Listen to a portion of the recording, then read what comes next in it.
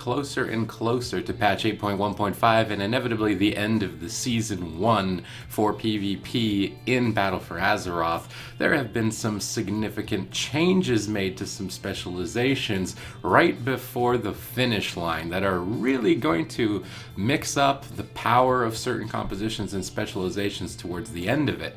So if you're somebody out there looking to try and make some goals and make some gains in your rating, I'm going to be reviewing those changes and the potential implications as a result of the changes being initiated. And then at the end of all of these changes that I go through, I'm going to list some of the compositions and some of the specializations that I think I would recommend for you to try in terms of their overall power now that these other specializations have been put a little bit more in check. So now as we look for these player versus player changes, the first one at the top of the list is going to be the Balanced Druid.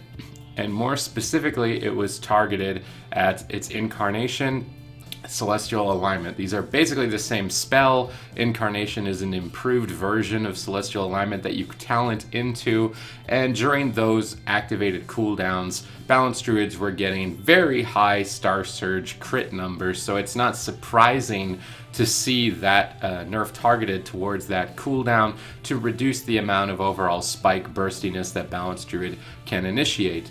So that's very expected, brings it in line, doesn't completely invalidate the specialization, but this change to Shooting Stars, which it now makes it only generate 2 Astral Power down from 4, means that you'll be generating much less Star Surges with it overall in PvP, and because of that, Star Surge is all of your burst damage. Shooting Stars also triggers your Battlefield Focus Azerite trait. That's been the Azerite trait primarily that you're taking as a Balanced Druid, so if it doesn't generate enough Astral Power now to get Star Surges, and you have to talent into something like New Moon, Full Moon, you're going to be losing a lot of benefit for that Battlefield Focus proccing from the Shooting Stars, which is an extra proc of damage that hits the target that's dotted with Moonfire or Sunfire. So that's actually a pretty significant change that may mix up the final row of talents for Balanced Druid. We may see a comeback for Full Moon potentially. I'm going to be testing this out myself here towards the end of the season, but that is basically it for the changes to Balanced Druid that they have made. Overall, I'd say that it doesn't change much for the specialization. It's still pulling it into a position where it's basically a late game king. You focus on Cyclone, durability, and bear form, and really just avoiding death as long as possible until later in dampening you can either overwhelm someone with damage towards multiple targets or burst damage during your Incarnation Star Surge combo window. So nothing's really changing for Balanced Druid overall, other than potentially the matches it's playing in are going to be a little bit longer than was already occurring. Moving forward to Mistweaver Monks, and I know everybody out there really loves facing Mistweaver Monks. They're just a very pleasant healer to go up against for the past little while here with their Way of the Crane shenanigans and their immediate top-off of their partners. They received some nerfs towards Surging Mist, which was one of their big powerhouse heals, and it's basically been increased in mana cost, and its healing has been reduced. So it may be unlikely that Mistweavers can play for late games and long matches with this talent in particular, but as I was playing my Mistweaver in a lot of cases, you could actually talent out of Surging Mist and just substitute it with Vivify. If you were really running into mana issues or looking to play a late game comp, it may just be that you drop this Honor talent entirely and it makes no change whatsoever. Way of the Crane, obviously a potent damage increasing ability that allows you to basically top your entire team for very minimal cost when you use Mana Tea to reduce the mana cost of it. It had its healing reduced and its damage done reduced, which it really needed it. I mean, Way of the Crane was doing upwards of a full burst combo, a half of someone's health, maybe more. That's coming from the healer. That was a lot of damage, a bit absurd. So seeing nerfs targeted at that ability is a bit expected from my point of view. Mistweaver still hasn't received any nerfs to its Counteract Magic Honor talent. It still is likely to remain the most potent healer against damage over time effects, so Shadow Priests, Balanced Druids, Elemental Shamans because of this. But because it's had its mana restricted quite a bit here with Surging Mist being nerfed, it's likely that we see Mistweavers erring away from the Wizard Cleave compositions and potentially picking up more melee cleave compositions. And when I get towards the end of the video, I'll go over the compositions I expect to be powerful, and I will also include where I think Mistweavers are going to be fitting in with regards to that. But overall, Mistweaver received some nerfs and 2 abilities that I would say it needed, but it doesn't completely invalidate the specialization whatsoever. Then finally moving down to Elemental Shamans. Huge shocker here. That was kind of funny. Earthshock damage has been reduced by 10% again. I don't know how many times Earthshock is going to be nerfed by 10% on players and it still just kills you. So whether or not that is ultimately going to be enough to prevent these Earthshocks from just shattering your world, it's going to have to wait and see. Stormbringer now, on the other hand, was nerfed slightly by 10% damage for its lightning bolts, and Stormbringer then in combination with Surge of Power was allowing Elemental Shamans to activate Stormbringer and just chop out tons of lightning bolts. So now instead of getting 3 overloaded lightning bolts, you only get 2, and their damage is reduced by 10%, which is a significant reduction in power to that ability, Stormbringer. And similar to Balanced Druid, these 2 specializations could really push somebody over in an instant. Incarnation Star Surge and Stormbringer from Elemental Shaman, they could push someone over right away. But when they didn't have those spells, they're kind of just durable tanks looking to elongate the match and don't really have much meaningful potency in terms of their pressure until much later into dampening. So my expectations with these changes to Balanced Druid and Elemental Shaman is that it's going to put that burst damage in check, but they didn't get compensated in any sort of sustained damage. So something like Solar Wrath and Lunar Strike doing more damage for Balanced Druid, or Lightning Bolt and Lava Burst doing more damage for Elemental Shaman. And because there was no offset in consistent damage for these specializations, and their innate durability and capability of off-healing, these specializations are further pigeonholed into Wizard Cleave, dampening, late game specializations, and I expect them to stay like that basically unless there is some sort of reconciliation towards the nerfs that were made towards these burst moments.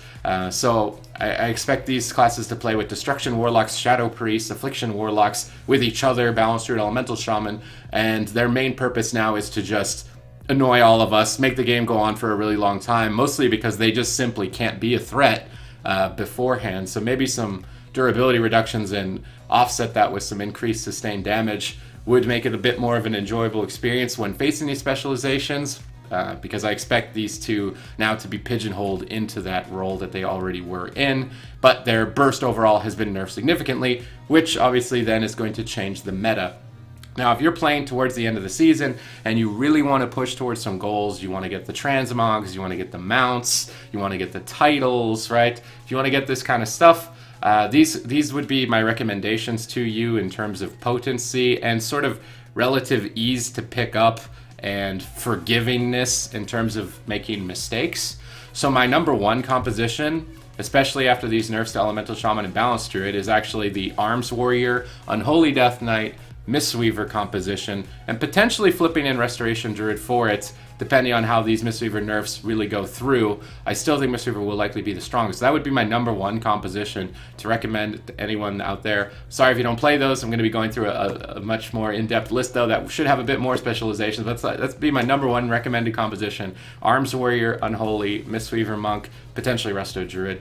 My second most recommended composition is going to be Unholy Death Knight, Windwalker Monk, Mistweaver Monk. And the Mistweaver Monk is a bit more interchangeable in this one. I believe that you could run this with Druid or Shaman, potentially Paladin as well. It's a lot more interchangeable. The potency of Windwalker Monk is quite high, and it synergizes heavily with Unholy Death Knight. That's my number 2. It's quite forgiving in terms of mistakes, with lots of defensive cooldowns and Death Strike off healing on the Unholy Death Knight being at quite an absurd level. It's very difficult to actually kill an Unholy Death Knight, so it's a very forgiving composition, and you could just generally run the healer over, and you're not really paying much mind, right? So that would be my second recommended composition if you're out there. The only change there really being the Windwalker Monk in that composition. Then moving down onto my third, and it may be unexpected, but basically Balanced Druid and Elemental Shaman were oppressing hunters. Survival Hunter is a very powerful spec, but these specializations in particular were kind of keeping hunters down. Now that this burst potential and threat is out of the way, I think that Hunter compositions are going to step up to another level. And now with Feral Druids also attaining Cyclone in a recent patch, my expectation is that Feral Druid Survival Hunter Discipline Priest to be the third recommended composition for you at the end of the season in terms of your push. And then also paired up with that, as they're very similar in style, Retribution Paladin, Survival Hunter, Discipline Priest would be my expectation. And that might be a bit easier because the Retribution Paladin can babysit the Discipline Priest a bit better than the Feral Druid against these Unholy Death Knight melee cleave compositions, which could be difficult for them, but not, I don't think, as difficult as these Balanced Druid or Elemental Shaman compositions were. Now that they're almost nullified entirely, it's going to be very difficult for them to extend the game long enough against these Hunter compositions. So that would be like my third, fourth recommendation. And then moving into the number 5 spot is going to be Rogue Mage Priest or Rogue Mage Paladin. I expect these to do still very well. You just can't kill Rogue Mage. It's like a cockroach. It survives a nuclear attack. It's just not possible to get rid of it. Rogue Mage is almost always good historically, and it still remains like that, but this one's a bit more difficult to just pick up off the go. If you're going to pick it up and off the go, my recommendation would be Fire Mage Assassination Holy Paladin. That one is a bit more straightforward in terms of your strategy, and you have a lot more late game potential with the Paladin than your Priest version, which is a bit more fragile, especially to these Death Knight compositions. So maybe I would rank that off of the top 5, and just as a general recommendation, if you're a rogue player, mage player, and a healer, it's still a very good composition, and you can really mismatch all of the specializations. Like you can play Subtlety Frost, Druid, Assassination Fire, Outlaw Frost, maybe even Outlaw Arcane. Like you can really mix match. Rogue Mage isn't necessarily pigeonholed really into this is the best one in all cases right now, so you can really experiment with Rogue Mage a lot.